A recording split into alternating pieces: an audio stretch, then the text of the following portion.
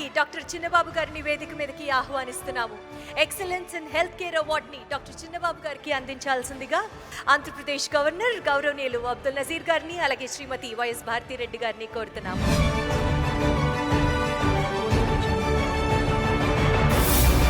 చాలా ఆనందంగా ఉంది సాక్షి ఎక్సలెన్స్ అవార్డ్స్ అందుకోవటం హెల్త్ కేర్లో ప్రత్యేకంగా. మరి అంటే ఇదొక మంచి ఇన్స్పిరేషన్ నాకు ఇస్తూ ఉందని నేను భావిస్తున్నాను.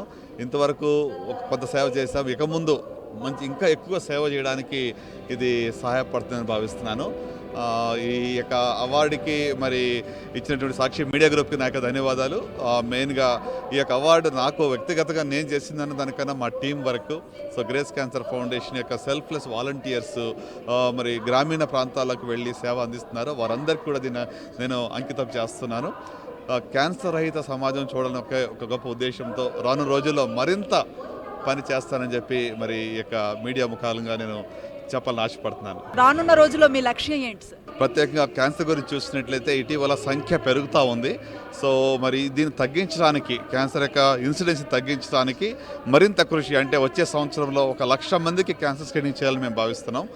ఒక 6 మొబైల్ స్క్రీనింగ్ బస్సెస్ ద్వారా ఊరికి వెళ్ళి అర్లీ డిటెక్షన్ కోసం అవేర్నెస్తో పాటు స్క్రీనింగ్ టెస్ట్ కూడా చేయాలని మేము ఒక గమ్యాన్ని పెట్టుకున్నాం.